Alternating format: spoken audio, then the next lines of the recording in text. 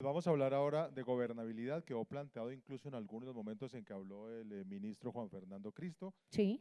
Año 2025, y lo dijo también el alcalde Galán, el año 2025 es año preelectoral, pero quizás como otras veces con mucha mayor intensidad se está hablando ya de candidaturas, de alianzas, de pactos, de necesidades de unir esfuerzos, y por eso la gobernabilidad del año 2025 será tema también de conversación del país y eso es lo que vamos a escuchar ahora.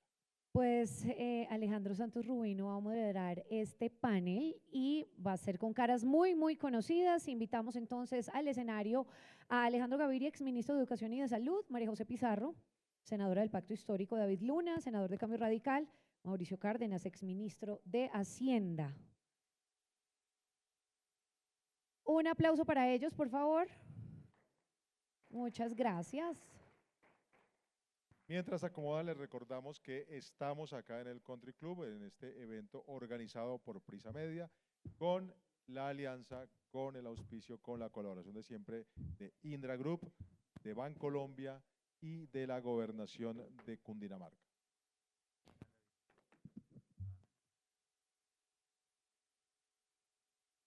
Perfecto, ya se van sentando. Muchas gracias a los invitados. Alejandro, el panel todo suyo. Muchas gracias, María Camila, muchas gracias, Alfonso. Pues muy bienvenidos a este panel. ¿Se está oyendo bien? Pues hay que poner el micrófono, recomiendo poner el micrófono cerca y hablar duro porque a veces se empieza a perder dentro del murmullo. Bueno, tenemos un panel creo que muy interesante sobre el 2025. Creo que a veces es difícil saber qué va a pasar el 2025 y aquí estamos para tratar de atrevernos a lanzar hipótesis, a mirar caminos, a ver qué puede pasar en ese 2025. Creo que aquí nuestros panelistas no necesitan presentación, los vemos todo el día en debate público, opinando desde distintos temas y cuando hablamos de gobernabilidad, pues estamos hablando de todos los factores que pueden influir en el próximo año, ¿no? Que atraviesan la política, pero tienen que ver con la economía, con las relaciones internacionales, con los temas del territorio, con la mecánica política, y el 2025 pues es un año donde empiezan a prender motores todas las campañas al Senado y a la presidencia, y eso sin duda va a ser un factor importante.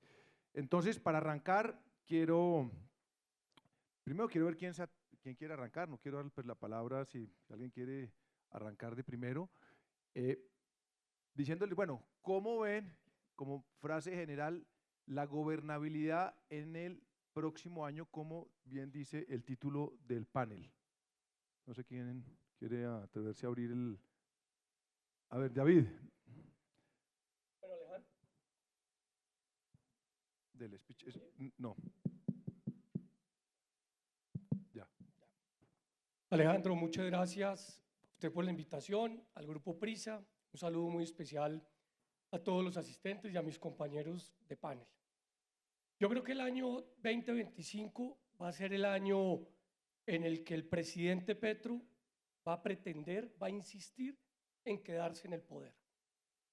Y esta afirmación tiene evidentemente unas consecuencias muy complejas, porque yo estoy muy preocupado de que la sociedad piense que Colombia tiene unas instituciones supremamente fuertes y que por eso no va a ser posible. Y las instituciones son fuertes hasta que las permean. Y claramente lo que viene pasando pues significa unas advertencias muy complicadas. Se creyó que la reforma a la salud la iba a hundir el Congreso, la hundió el Senado y finalmente el presidente la implementó. Se pensó evidentemente que la reforma pensional no iba a ser tramitada porque jugaba con los ahorros de los colombianos y terminó pasando con unas mayorías importantes. Se pensó que la Corte Constitucional era algo imposible de permear y terminó generando un triunfo del candidato del presidente Petro. Entonces, ¿por qué es importante hablar de esto en un panel que está pensando en el 25? Porque lo que no puede suceder es que digamos, no estábamos advertidos. Seguramente no le será fácil la situación, pero yo sí creo que va a trabajar en eso día y noche, a tal punto que una senadora de su partido político ha insistido en proyectos reeleccionistas, en que convocan permanentemente asambleas constituyentes populares. Y lo único cierto es que acá tenemos que tener presente que el sistema electoral y particularmente la organización electoral, la registraduría, están en riesgo. No solamente porque no le giran los recursos oportunamente, sino adicionalmente porque a través de la Superintendencia de Industria y Comercio hace lo posible para intervenir los softwares que tienen la vocación y la obligación de desarrollar esa actividad. Entonces, este punto es muy importante tenerlo presente porque yo creo que no vale la pena bajo ninguna circunstancia seguir con ese concepto de que ya vamos a llegar al 26, todo esto va a cambiar. No, acá es donde el riesgo verdaderamente inicia y donde se va a tratar de materializar. La gobernabilidad en el Congreso o en el Ejecutivo pues será pasajera. Hoy estamos de plácemes por la reforma tributaria, o por lo menos yo. Pero ¿qué va a pasar el 10 de enero? Yo como senador de la República sí le pido frontalmente al presidente que no asista a la posesión del señor Maduro, porque creo que es un dictador, porque creo que se robó las elecciones. Pero eso va a ser evidentemente una demostración de si pretende o no pretende generar una permanencia en ese poder. Ahí va a estar trazada la agenda política del 25. Los proyectos de ley, los proyectos de acto legislativo, los decretos, serán paisaje, porque a eso es lo que yo creo va a dedicarse. Muchas gracias, David. Alejandro.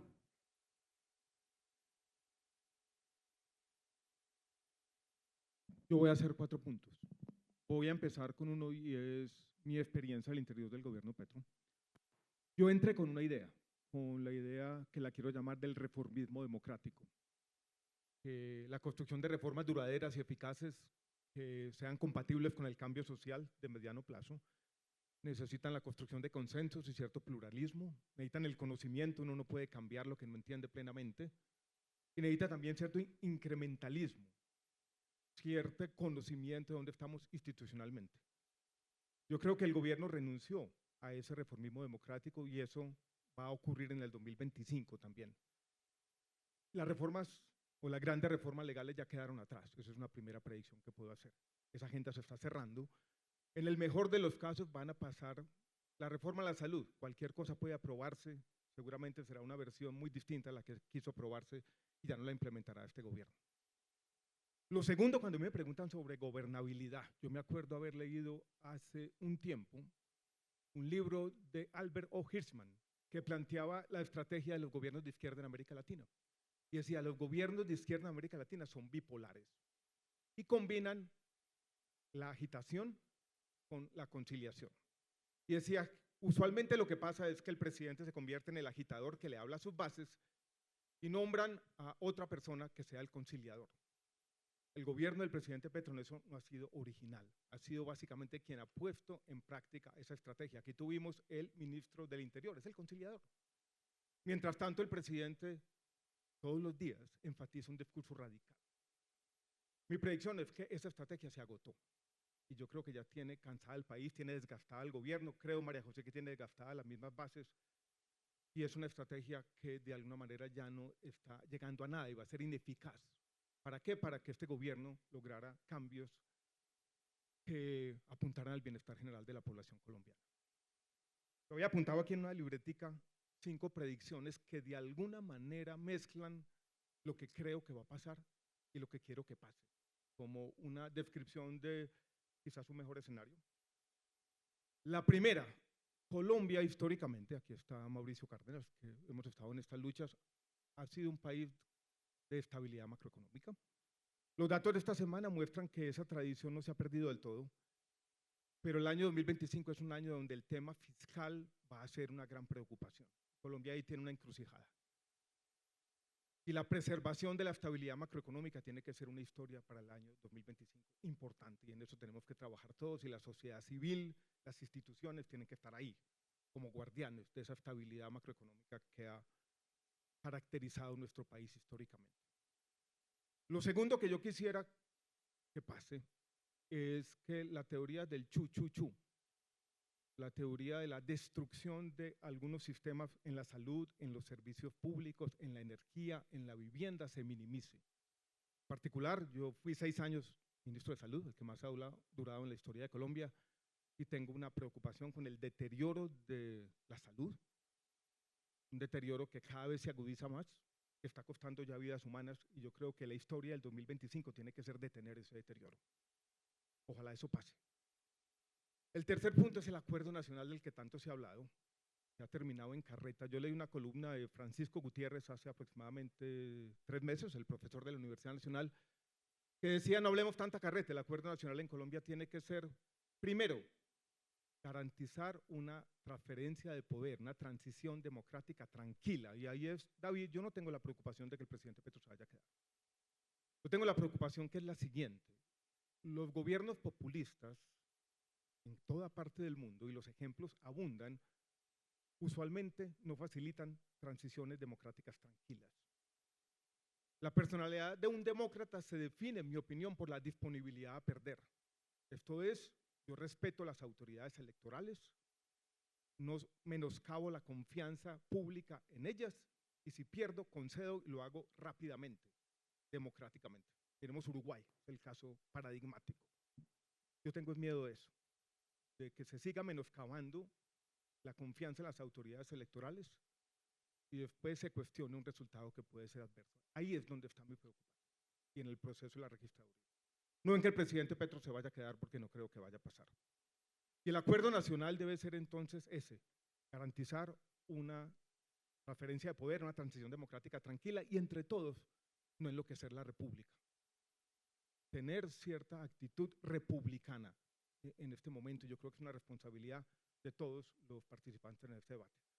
Segundo, cuarto, creo que vamos a tener un papel protagónico de las Cortes, para bien y para mal. Yo sí confío en la fortaleza de algunas de nuestras instituciones. Y termino con esto. Última reunión que yo tuve con el presidente Petro fue sobre el tema político. Y yo creo que hay un error que están cometiendo muchos políticos, y es, hoy en día, dada nuestros tiempos de locura, porque me gusta llamarlos así, hay un sesgo antiincumbente. Siempre el gobierno que ejerce va a tener la opinión pública adversa. Esa es la realidad política del mundo en este momento. Y yo creo que el presidente Petro había confundido el sesgo antiincumbente del gobierno pasado con un cambio estructural y definitivo en la opinión pública de los colombianos. Y las demandas sociales en ese momento eran indignadas por justicia, pero Colombia está cambiando en la mente de todos y las demandas son más por estabilidad. Y eso va a jugar un papel fundamental en la elección que viene. Yo creo que los colombianos están cambiando y la opinión pública hoy es muy diferente a la que fue 3 años atrás. Muchas gracias, Alejandro. Mauricio. Gracias, Alejandro. Un saludo a los compañeros de panel, un saludo a todo el auditorio. El año 2025 es un año bisagra. Es el año en el que vamos a pasar de el país pensando en el gobierno del cambio, el cambio que no fue, a el cambio de gobierno. ¿Cuál va a ser ese nuevo gobierno? Creo que es el año en el que vamos a trabajar en la construcción de ese nuevo gobierno. Y creo que como elemento central es un año en el que donde habrá abundancia de ideas, de propuestas, de plataformas, de candidaturas, pero siempre habrá un mensaje transversal, y es: o nos unimos o nos hundimos. El país necesita reencontrarse, el país necesita construir una gran coalición, una coalición que permita gobernar en el 2026. Gobernar en el 2026 no va a ser fácil. Hay muchas crisis que se están incubando y que seguramente van a explotar en el 2026.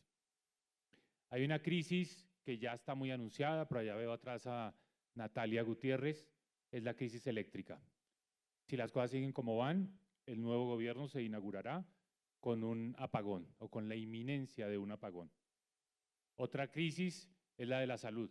Aquí estábamos oyendo a Augusto, Es una crisis que está creciendo. A la gente cada día le cuesta más acceder a la salud, le cuesta más plata también, hay que poner plata del bolsillo. Y esa crisis va a explotar en toda su magnitud en el 2026. Hay otra crisis que es muy grave, que es una crisis de seguridad. El gobierno, con mucha terquedad, porque creo que hay mucha evidencia, por aquí vi hace un rato a Eduardo Pizarro, que tiene una radiografía muy completa, ha insistido en mantener la política de paz total. Creo que los colombianos estamos ya totalmente de acuerdo que la política de paz total estuvo mal concebida, ha estado mal implementada y ha tenido muy malos resultados. Parte de esos resultados es que estamos viendo esta explosión de cultivos ilícitos, un aumento del 53% en la producción de cocaína, no es algo menor y es algo que nos va a generar, entre otras cosas, problemas con el nuevo gobierno en Estados Unidos. Una crisis de seguridad. Sumémosle a todo esto una crisis que es algo que hoy realmente es lo que más me preocupa porque tiene consecuencias sobre todo lo demás. Nosotros en Colombia creo que no somos totalmente conscientes de la gravedad del problema fiscal. Esto muchas veces suena técnico, Alejandro hizo referencia a esto, pero es algo que cuando explota es como cuando hay una de esas enfermedades que hace difícil volver a pensar en cualquier otra cosa. Y cuando explota una crisis fiscal se vuelve algo dominante. ¿Qué está pasando en Colombia? Estamos en una situación en la que el déficit fiscal está subiendo. Este año va a ser 6% del PIB, el año entrante seguramente otra vez 6% del PIB. Simplemente para que ustedes tengan esto como referente, un nivel de déficit tolerable, aceptable, manejable, es 3%. Más o menos corresponde con lo que se puede pagar, con lo que puede, digamos, la economía colombiana aguantar con un crecimiento. 6% es mucho, 6% es explosivo. Y 6%, pues sin haber una buena razón, porque no estamos en pandemia ni en una crisis internacional. 6% por cuenta de malas decisiones, de decisiones de aumentar el gasto. Cuando yo salí del Ministerio de Hacienda, en el Estado había 1 millón de empleados públicos. Hoy hay 1.350.000, o sea, un 35% más. Todos los días ustedes vean el periódico, aparecen nuevos cargos en la nómina de la Cancillería, nuevos cargos en la nómina de la UNP, nuevos cargos o nuevas primas a la fuerza pública, a los docentes. Todo eso es totalmente insostenible. Entonces, ese problema va a explotar. Y cuando explote es seguramente en las manos del siguiente gobierno diciendo, mire, no podemos seguir así, no podemos seguir así. Les voy a decir algo que a mí me parece que es como el absurdo de los absurdos de cómo nos estamos diciendo mentiras en Colombia. El acto legislativo que reforma el sistema general de participación en las transferencias no tiene sentido, no tiene sentido. No es de un país que está en un problema fiscal. No tiene sentido decir que de repente vamos a poder enviar a las regiones no el 24% de los ingresos, sino el 39%. Es de una irresponsabilidad impresionante. Por más de que se haya tratado de decir, no, es que después vendrá una ley que va a reglamentar cuáles gastos se van a transferir del gobierno nacional a las regiones y cuáles entidades del gobierno nacional se van a suprimir. Yo quisiera ver a este Congreso, senadora Pizarro, sacando adelante esa ley de competencias. Hagan la tarea completa. No solo se trata de anunciar la plata, sino decir al mismo tiempo se va a recortar el gasto de tal y tal manera. Conclusión, 2026 es un año, no, 26. Crisis eléctrica como la que tuvo que enfrentar César Gaviria. Crisis fiscal como la que heredó Andrés Pastrana. Crisis de seguridad como la que tuvo que manejar Álvaro Uribe. Una oposición, porque, perdóneme que lo diga, senadora, pero el pacto histórico ha sido muy malo para gobernar, pero es bueno para hacer oposición, ¿no? Entonces, una oposición en el 2026 que va a ser parecida a la que tuvo que enfrentar Iván Duque. Todo esto en un solo gobierno. Ese gobierno no se maneja si no hay una gran coalición. Si no se dejan de lado diferencias y se dice, mire, vamos a ponernos de acuerdo en esta agenda básica para reconstruir a Colombia, para hacer una transición, para que después vuelva a abrirse el juego político, pero por ahora no se va a elegir al mejor de todos, o no se va a elegir al más popular de todos, se va a elegir al que logre convocar a la mayor cantidad posible de personas. Y ese es el juego del 2025, convocar, unir, hacer esa coalición, dejar un poco de lado tantas diferencias. Entonces, para mí es un año bisagra en ese sentido. Y un año donde hay un gran signo signo de interrogación en la parte económica que quiero explicarla. Por ahora vamos, digamos, dentro de una relativa tranquilidad, pero esta crisis fiscal puede explotar antes. ¿Por qué el gobierno puede tomar la decisión de decir, mire, yo necesito ganar las elecciones del 2026, hagamos a un lado todas las normas y reglas que restringen el gasto público, soltemos esas amarras, vamos a tener un mayor déficit? En ese momento Colombia puede tener una crisis, porque mucha confianza se pierde. La inversión que hay hoy, la gente que viene a comprar los papeles de Colombia, que trae los dólares, se pierde. Entonces, en conclusión, esa situación fiscal está hoy como al borde de un precipicio. Depende mucho de lo que haga Gustavo Petro. Lo he visto después de la derrota de la ley de financiamiento, lo he visto, digamos, muy envalentonado en la dirección de decir, este es un problema de las comisiones económicas, es un problema del sector empresarial y vamos a reaccionar. Que esa reacción no vaya a ser irresponsable, eso es lo que más me preocupa en este momento. Ya empezó a decir, y creo que este es el tema que tenemos que estar todos muy pendientes, que en los recortes que va a tener que hacer para poderse acomodar a esta nueva realidad, va a comprometer los aportes del 2025 al Metro de Bogotá. Qué mala decisión sería eso. Qué gran problema nos generaría que le quite la plata al Metro de Bogotá. Entonces, ojo que necesitamos un presidente que no ha mostrado muchas, digamos, ganas de ponerle al debate de serenidad. En este momento se necesita un presidente muy sereno. Confío en las instituciones, confío en el Congreso, creo que quedamos todos admirados con la decisión que tomó en las comisiones económicas, eso le da fuerza y sobre todo creo que es el fin de la agenda, de una agenda populista. Confío también en la Corte Constitucional, entonces yo creo que hay elecciones en el 2026, pero van a ser unas elecciones difíciles, no son unas elecciones que estén ganadas por la oposición. Entonces aquí lo que se trata, insisto, del 2025, como la pregunta es gobernabilidad, el 2025 es unidad, unidad, unidad. Si no nos unimos, nos vamos a hundir. Ese es mi mensaje. Muchas gracias, Mauricio. María José, para que termine esta ronda, por favor, María José. Bueno, muchísimas gracias, Alejandro, por la invitación, al Grupo Prisa, a mis colegas, a todos ustedes por estar aquí escuchándonos. Me toca la difícil tarea de ser la única que pueda plantearles tal vez un escenario distinto.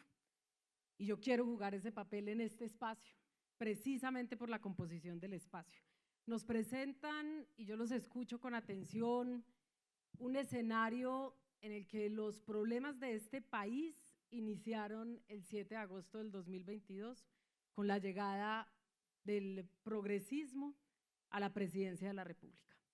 Y ese, en teoría, es el origen de todos los problemas. Yo no coincido con esa lectura. Yo creo que este país tiene problemas estructurales que fueron desatendidos durante muchísimos años y que sí, ha tocado la tarea en un periodo de transición de ponerlo sobre la mesa.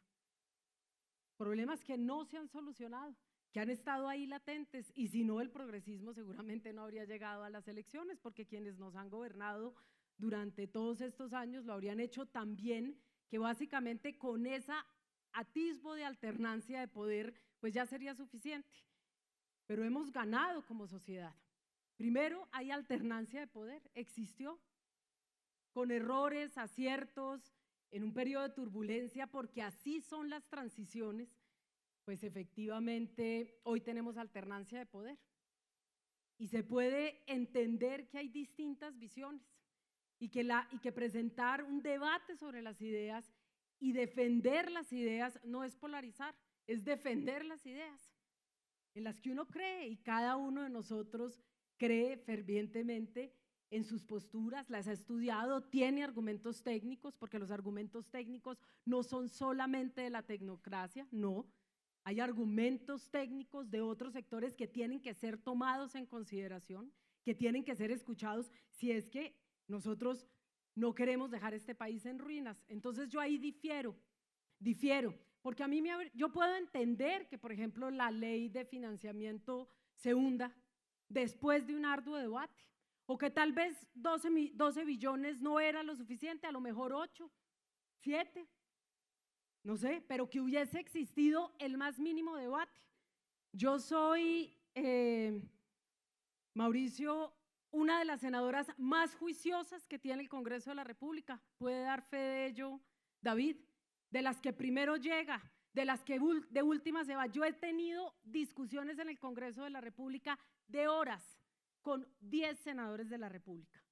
Y cuando he solicitado la verificación del quórum, me han caído porque me parece inadmisible que debatamos los grandes temas del país cuando solamente hay 12 senadores de la República. Así que sí hay senadores juiciosos que dan los debates, que llegamos, que lo hacemos además en el marco de los argumentos y del respeto. Y lo sabes muy bien, David, porque nosotros hemos debatido siempre con respeto. Es decir, que dentro del escenario político tampoco tenemos que ir a decidir a como sea, porque como se trata de que por nada del mundo puede mantenerse lo que está, sin reconocer absolutamente nada de lo que significa que este gobierno hoy esté gobernando con esa visión distinta, a elegir entre la política de la motosierra, la política del Make America Great Again solamente, entre los extremos absolutamente polarizantes, cuando nosotros podemos tener un debate en una contienda electoral entre visiones ponderadas, donde el debate sea sobre las ideas que cada uno de nosotros defiende. Y entonces lo que yo encuentro inadmisible es que lleguemos a la ley de financiamiento y con tal de atacar al gobierno, con tal de, por el odio que hay hacia el presidente de la República, entonces nosotros estemos dispuestos a ver en ruinas este país.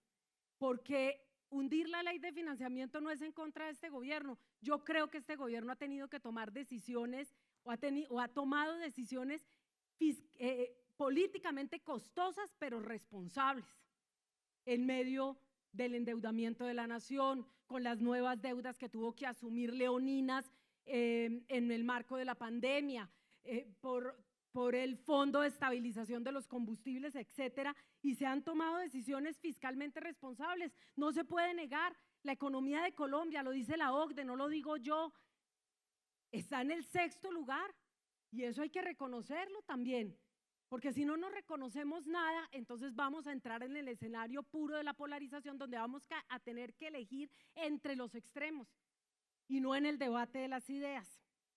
Lo segundo, yo tengo que decirlo aquí, la extorsión es lo que se ha convertido a veces el Congreso de la República, y yo lo he visto, un escenario extorsivo en el Congreso de la República, y por eso no se sientan a debatir, no porque quieran hacerle una oposición frontal al gobierno, porque aquí es el cómo voy yo. Entonces, en el cómo voy yo se hace inviable el debate, pero lo cierto es que este gobierno sí ha tenido voluntad de consenso. Puede uno estar de acuerdo o no estar de acuerdo con la reforma pensional, pero lo cierto es que la reforma pensional no salió como nosotros la imaginábamos, calcada, porque aquí nos acostumbramos a las aplanadoras. Yo viví un congreso de aplanadoras haciendo oposición al gobierno, donde hemos dicho, ni para qué hablábamos.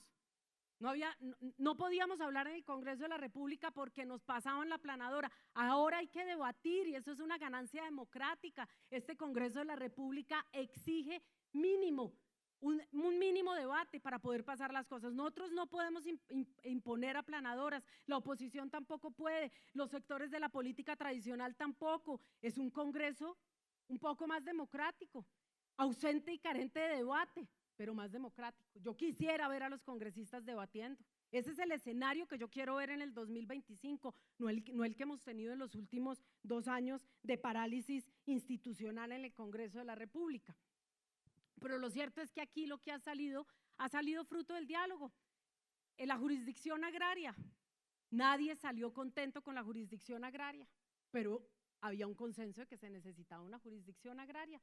Y está a punto de salir adelante, y ya no solamente salió en la reforma constitucional, sino que estamos en la ley ordinaria discutiéndolo. Y yo espero dar el debate sobre la ley de competencias, por supuesto que sí, y aquí no vinimos a eludir ningún debate, por eso estoy aquí sentada con ustedes, a pesar de que es seguramente un escenario no tan favorable para mí, seguramente no me van a aplaudir después, pero lo cierto es que estamos aquí para darles la cara, hablarles con franqueza y decirles, no, miren, nadie se quiere quedar, el presidente no se va a quedar, lo hemos dicho hasta el cansancio, nadie quiere tumbar la constitución política de este país, queremos que la constitución política, que las decisiones que se toman en el Estado sean garantes de lo que establece la constitución política de este país. Y así como es insoportable la polarización en Colombia, es insoportable la desigualdad. Es insoportable. Yo voy por la calle, a mí me duele, y estoy hablando desde la emoción, desde el corazón, que parece no ser muy importante en la política, pero yo creo que es importante. Como uno camina por la calle y no le duele ver a los adultos mayores vendiendo bonais, pidiendo, mendigando por las calles. Duele la desigualdad y ese es un tema que tendremos que superar como sociedad.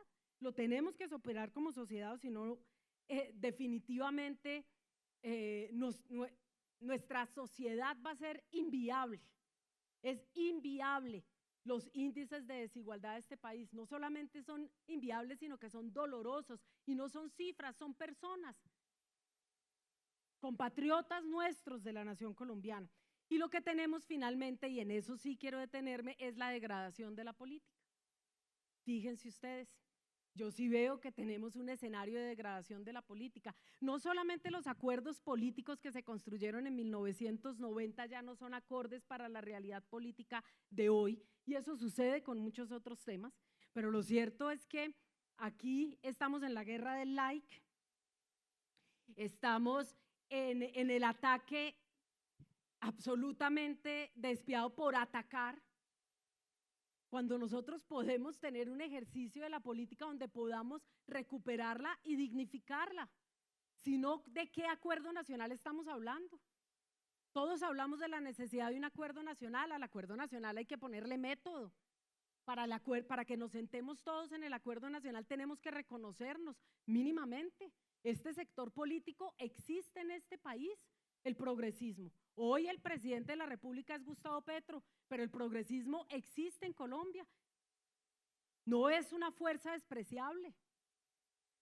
Las encuestas así lo dicen. En la unidad me parece maravilloso. Nosotros también estamos transitando un escenario de unidad, fíjense ustedes. No estamos respondiendo a la coyuntura política por responder. Entendemos que nuestro ejercicio de coherencia, nosotros, no podemos ir de coalición en coalición. Fíjense ustedes que en la reforma política, y yo estuve en contra, en esa sesión no estaba el senador Luna, le quitaron el umbral a las coaliciones. Porque como es la política del cómo voy yo, ¿sí? Entonces, para mi propio ejercicio, lo que a mí me conviene es que no hayan coaliciones. Así no tengo que fusionarme, sino que pueden todos los partidos políticos coaligarse. Entonces, eso es, fíjense ustedes, me coaligo para, vamos a tener un escenario bipartidista en la política nacional, en el Congreso de la República, pero mantengo mis personerías jurídicas para los avales regionales. No, si uno toma la decisión de coaligarse porque defiende un modelo de país, el paso siguiente es fusionarse y presentarle al país de manera clara, de manera abierta, una opción de poder. Y esto no es polarizar, es decirle al país, aquí hay distintas posiciones que se pueden defender, que es legítimo defenderlas y eso es democracia. Muchas gracias, María José. Quiero preguntarle, antes de dar la palabra a David, muy breve, no puedo dejar de preguntar. ¿Petro se queda o no se queda? ¿Me lo preguntas a mí? Pero por supuesto. No, no se va a quedar. Gracias. Lo ha dicho Dale. hasta el cansancio, no se va a quedar. Eso sí, muchos nos estamos preparando. Toda la dirigencia política del Pacto Histórico se prepara, porque una cosa es que él no regrese y no que nosotros tengamos aspiraciones legítimas a poder asumir el relevo, que no es lo mismo que ser simplemente heredero de un proyecto. Muchas gracias, María José. Quiero seguirle, digamos, a David, preguntarle un tema que que tiene que ver un poco con el próximo año, con la manera de hacer política, con las campañas, y creo que una persona como David, que está en el corazón de la política, fue ministro TIC, maneja el tema tecnológico, ¿cómo hoy, y sobre todo el próximo año, este tema de la política en lo digital, vimos el fenómeno que fue Rodolfo Hernández en su momento, que a todo el mundo sorprendió? David, ¿usted cree que el próximo año, que arrancan todas las campañas y con tantos candidatos que hay, esto de hacer política en el mundo digital y todo el mundo obsesivo con está presionado con este tema de hacer política en las redes sociales, realmente, digamos, es la nueva forma de hacer política? ¿O es digamos, o es un poco una sobredimensión de lo que está pasando? Y lo digo porque después del estallido social vimos cómo una cantidad de influenciadores terminaron en el Congreso, muchos que están ahí en el Congreso. Y las redes han venido creciendo y TikTok se volvió un fenómeno, y en las elecciones a alcaldes y gobernadores, que uno diría, pues si las redes sociales se volvieran un nuevo escenario de la política, no hubo, que yo conozca, un gobernador o un alcalde influenciador.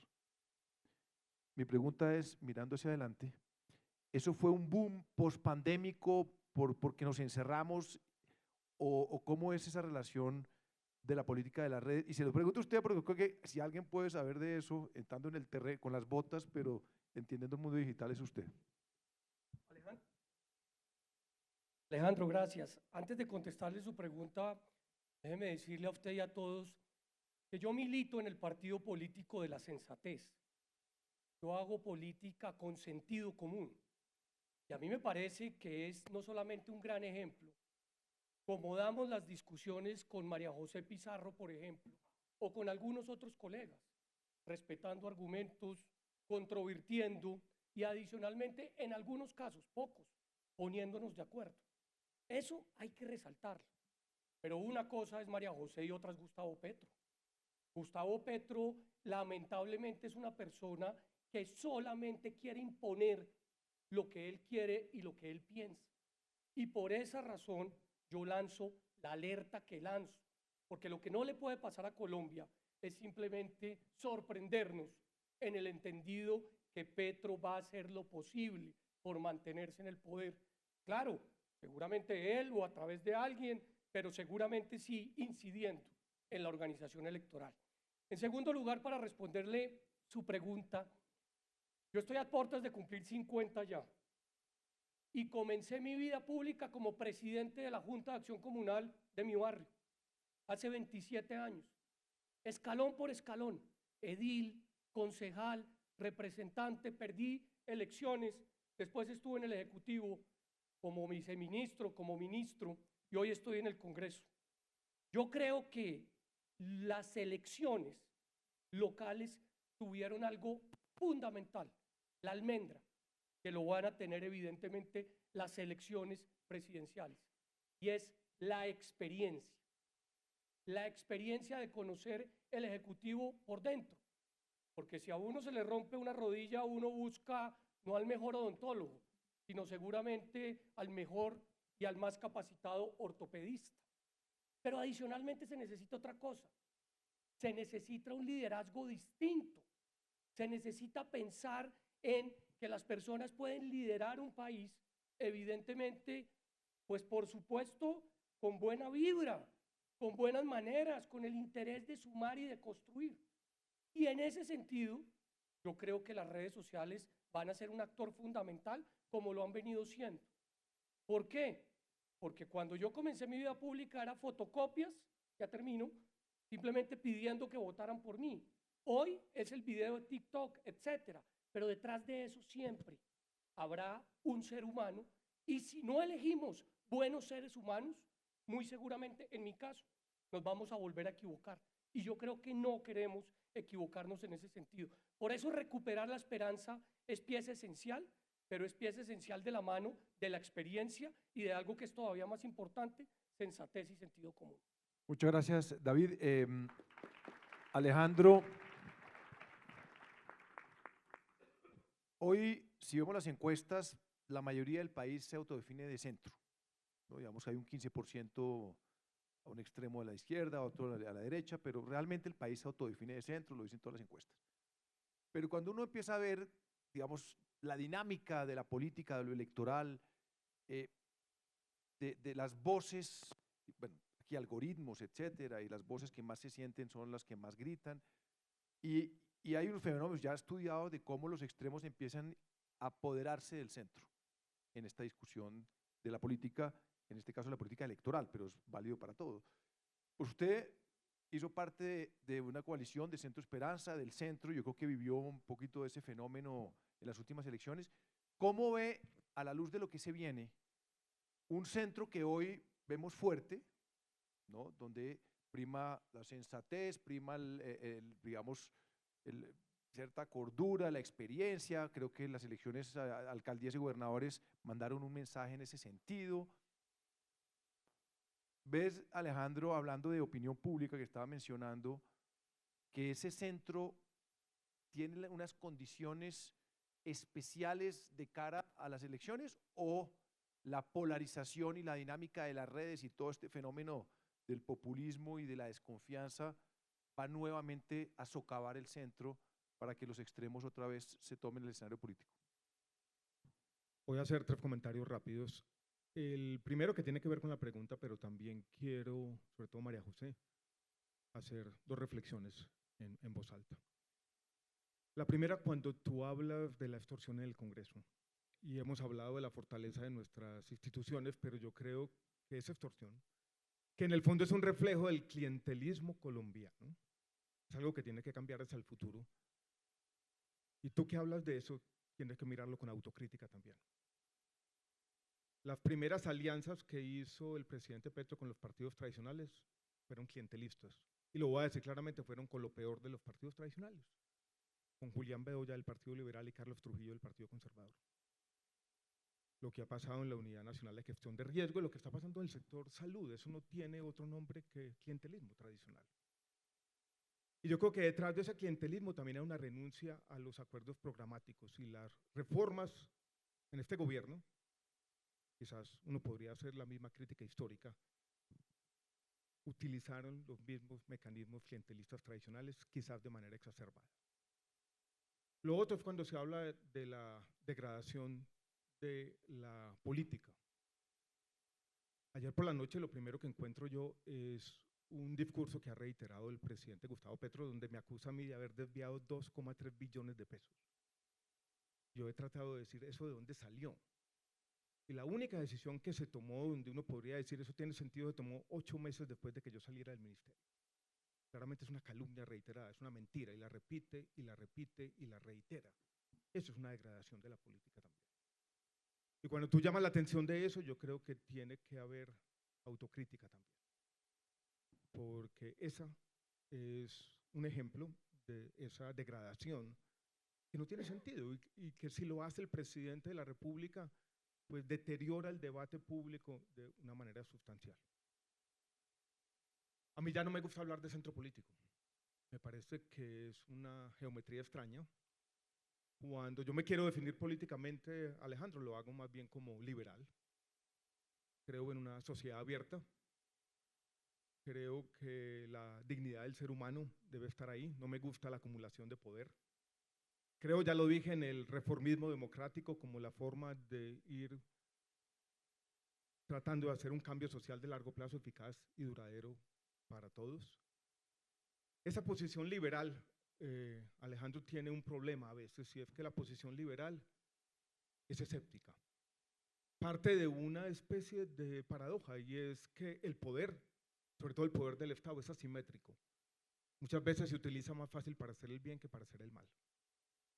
Y ese escepticismo la gente lo ve con moderación, y en esas encuestas que se hacen antes de las campañas marca. Pero cuando llega el momento de las definiciones, cuando se define la intención de voto, no es fácil habitar el mundo desde ahí. No es fácil habitar el mundo sobresimplificando o no cayendo en la tentación de sobresimplificar los problemas. Y ese es el gran desafío que tenemos quienes queremos habitar desde esa posición liberal, que en el fondo es la moderación, el debate político. ¿Pero por qué estoy yo aquí? porque creo que se puede y porque creo que vale la pena y porque creo que llevar la razón y llevar la defensa de la democracia liberal ahora más que siempre, incluso cuando hay que nadar en contra de la corriente, hay que hacerlo. Y por eso me salí de la academia y por eso habito este mundo, porque quiero mantener ese optimismo de la voluntad. Las ideas liberales, en ese sentido amplio, hoy en día pueden no tener toda la favorabilidad popular, pero son imprescindibles, más importantes que siempre. Y ahí estaremos en la lucha. Muchas gracias, Alejandro. Quiero seguir la conversación donde la dejó Alejandro para preguntarle a Mauricio, que en su intervención inicial habló de la importancia de una coalición, de la importancia de la unidad dado los desafíos que tiene Colombia, de esa voluntad de la que habla Alejandro, que a priori y en abstracto, pues todos estamos de acuerdo y suena muy bien, pero cuando uno aterriza en la dinámica propia del mundo de la realpolitik, se enfrenta a otro escenario y voy a mencionar quizá el más importante, es el de los egos. Bueno, el de los egos.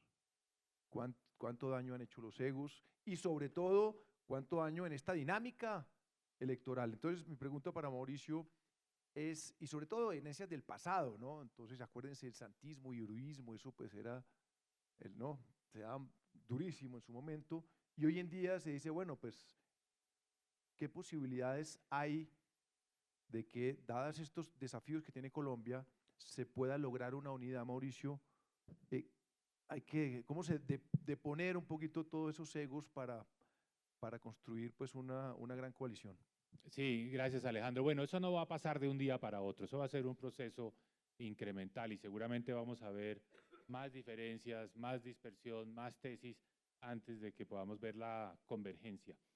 Pero yo quisiera llegar allá haciendo un pequeño desvío. Y es que oí con mucha atención la intervención de la senadora y me parece muy bien lo que usted destaca de los valores democráticos, del diálogo, etcétera. Pero quisiera hacer referencia a lo siguiente. Usted menciona la desigualdad, la pobreza, la exclusión en Colombia como uno de sus grandes dolores y tal vez como algo que motiva y justifica al actual gobierno. Es muy difícil realmente compararnos en cuanto a quién le duele más la desigualdad y la exclusión en este país. Yo no podría saber si me duele más a mí o a usted. Yo sé que a mí me duele muchísimo, a mí me duele mucho. Yo creo que donde uno sí se puede comparar es quién ha hecho más, quién está haciendo más por reducir esas desigualdades. Si es el discurso, si son las estridencias, si es esa polarización de lo que es el actual gobierno, o si lo que hemos hecho en el pasado. Mire, ahora estamos aquí en el Country Club. Yo no soy la persona más popular en este club, vengo poco, pero seguramente cuando venga muy poca gente me va a saludar, o la mitad me saluda y la otra no. ¿Por qué? Porque fui el ministro que introdujo el impuesto a los dividendos, algo que a los ricos no les gusta. Fue el ministro que declaró a Panamá como paraíso fiscal, algo que a los ricos no les gusta. Fue el ministro que hizo de la evasión de impuestos un delito, algo que a los ricos no les gusta. Y todo eso es fundamental para cerrar brechas, porque eso es progresividad. O fuimos los ministros con Alejandro y yo que decidimos, pongámosle la plata para unificar el plan de beneficios del régimen subsidiado con el régimen contributivo de salud. Eso es mucho más incluyente que cualquier cosa que se haya dicho en el discurso. Entonces, eso de apropiarse de la desigualdad y la falta de equidad en Colombia como la bandera, como que ustedes fueran los primeros que están pensando en eso, es falso. No, no por los resultados. Mire, la reducción, yo estuve 7 años en el gobierno manejando las finanzas públicas, con un presupuesto que es una fracción del actual. Perdóneme que le meta números. A mí todo el mundo me dice, no hablen números, pero le voy a meter números. El presupuesto que va a sacar este gobierno para el año entrante son 523 billones de pesos.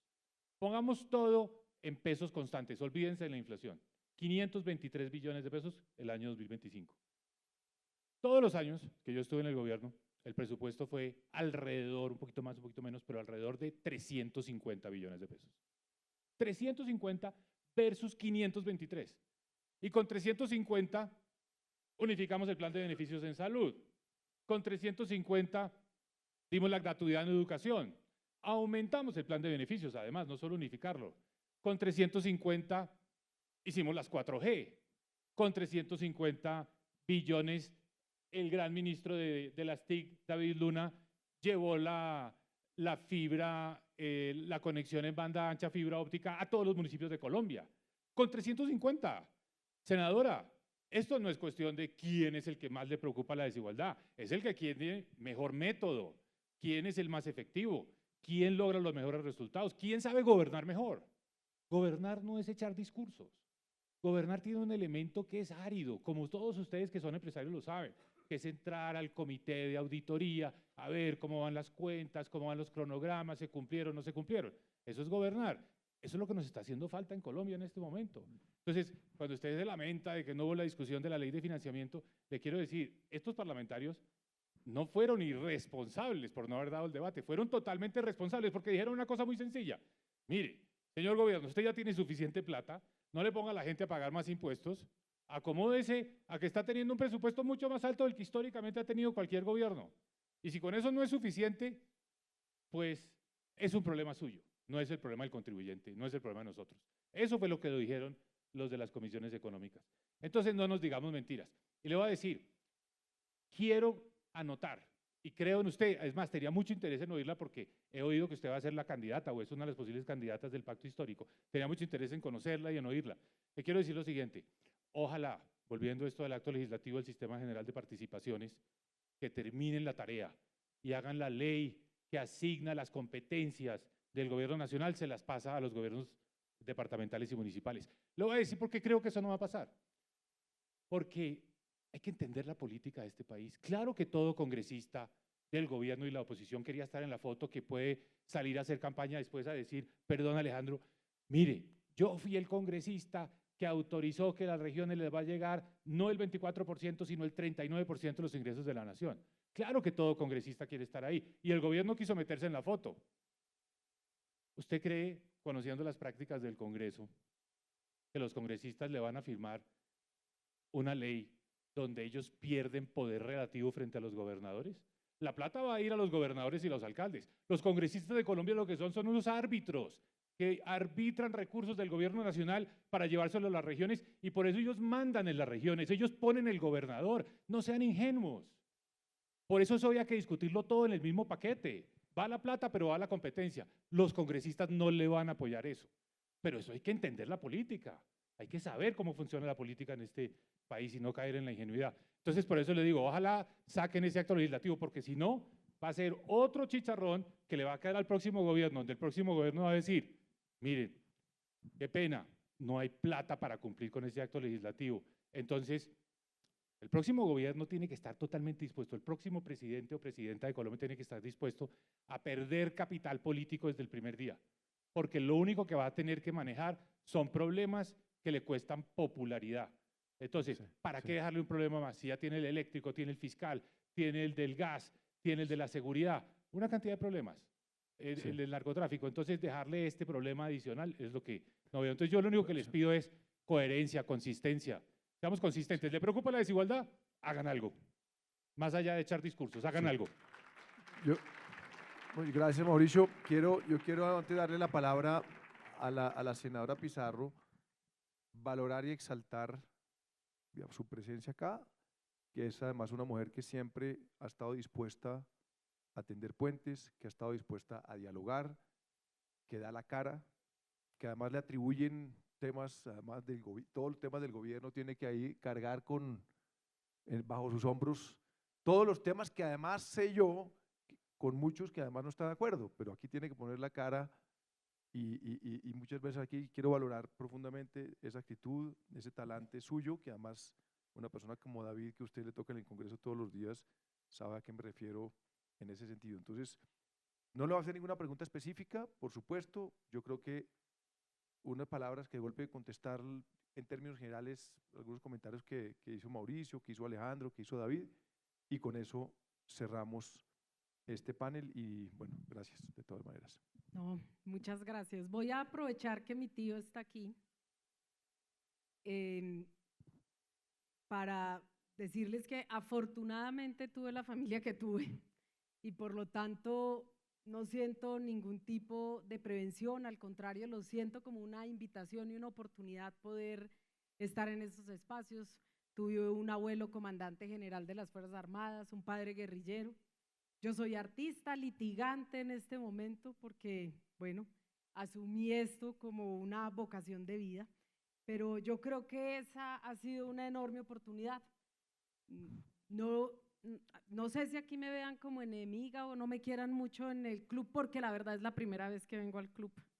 Sí, o sea que bueno, espero que cuando salga y cuando regrese tenga más sonrisas, reciba más sonrisas y menos prevenciones. Yo no siento que nosotros seamos dueños de la desigualdad, creo que ahí se equivoca usted. Lo que yo digo es la desigualdad debería conmovernos, debería cuestionarnos a todos por igual. Si a usted le cuestiona, me parece, es más, menos mal, porque usted fue ministro muchos años. Yo creo que a todos nos debería cuestionar, nos debería conmover. Deberíamos estar hablando sobre las soluciones, ya que los problemas están sobre la mesa. Este gobierno, parte de las cosas, bueno o malo, cada uno lo valorará, fue que puso toda una serie de problemas en el debate público y se están discutiendo.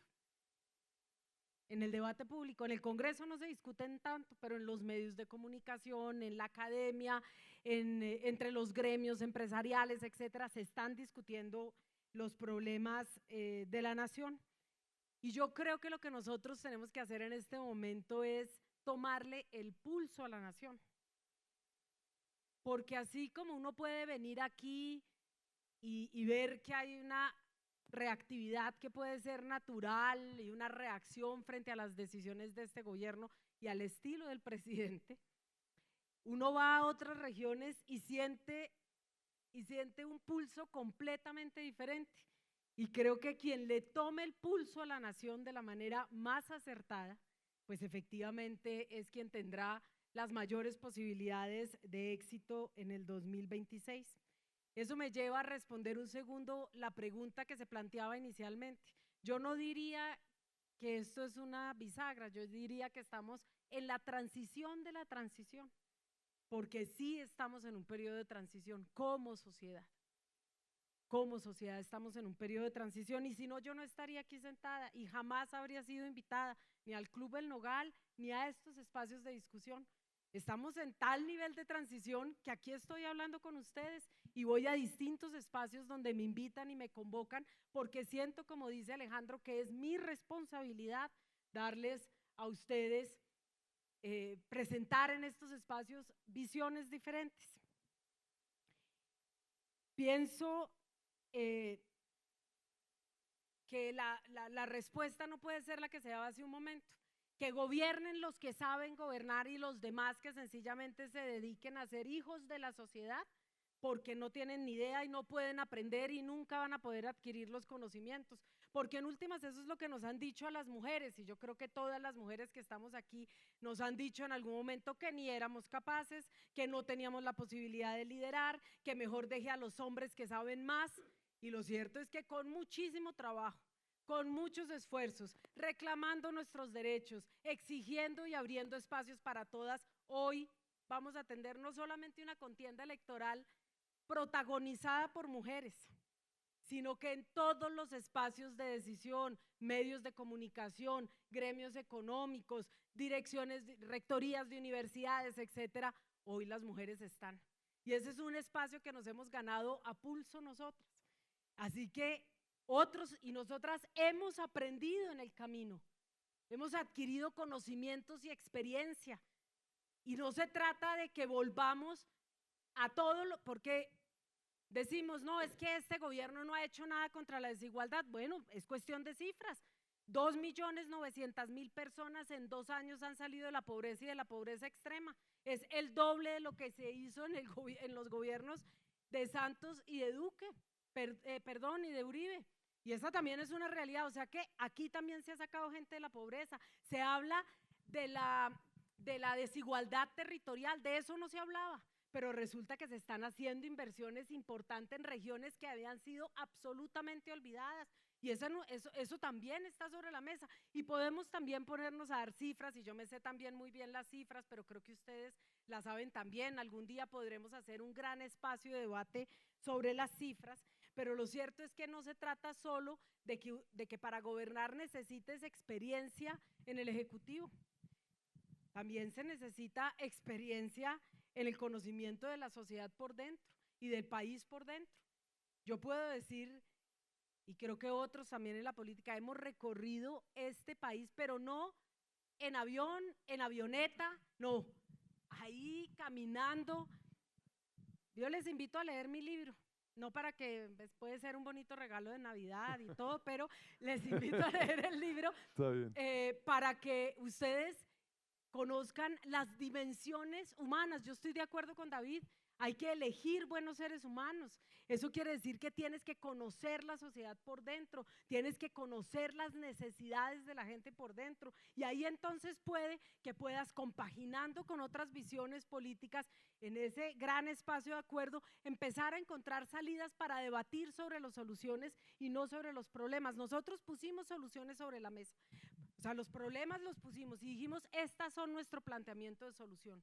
Y ahí están sobre el debate, y aquí la sociedad colombiana tiene que estar debatiendo sobre las soluciones, no para volver al pasado, a todo lo que estaba mal, sino para poder poner el país a andar hacia adelante por fin. Finalmente,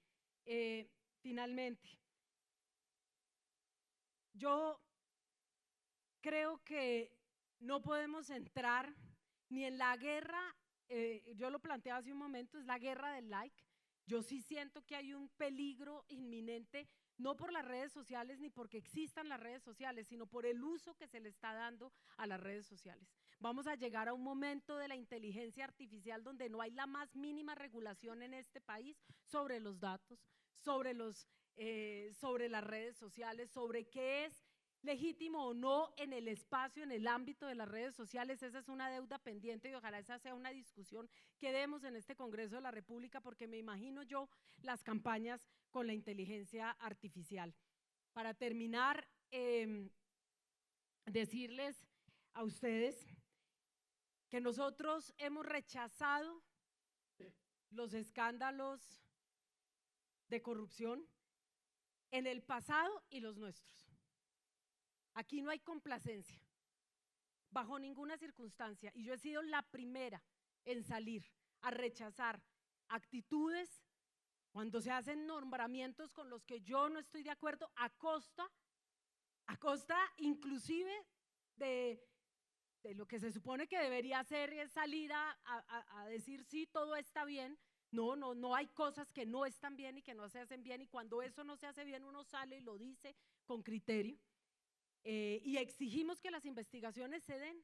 Si alguien en este gobierno comete un acto de corrupción, y eso incluye la supuesta clientelismo al interior del Congreso de la República, eso tiene que ser sancionado, porque no puede ser que porque lo hicieron los otros, entonces para nosotros sí es posible y para el otro también, porque si usted llega a ser presidente algún día y llega a encontrarse en esa misma situación, cuando usted sea, o cuando yo sea, o cuando David sea, o cuando Mauricio sea, esa no puede ser la realidad de la sociedad colombiana, y eso depende de que la justicia actúe ya. Y nosotros exigimos que en el marco de este gobierno se aclare y se castigue a quienes hayan sido responsables de cualquier escándalo de corrupción. Y en eso, ahí sí, como dicen, yo no soy radical con las personas, pero sí soy radical con mis posturas, y en eso soy absolutamente radical. Lo he hecho público y lo hago público aquí delante de ustedes. Bueno, muchísimas gracias, María José. Solo termino diciendo que me he sentido excluido en este panel, porque María José dijo que cuando sea Alejandro presidente, David y Mauricio me excluyó, y yo también quiero ser candidato. Yo también quiero ser candidato, de una vez les anuncio. Bueno, muchísimas gracias de verdad por esta maravillosa conversación.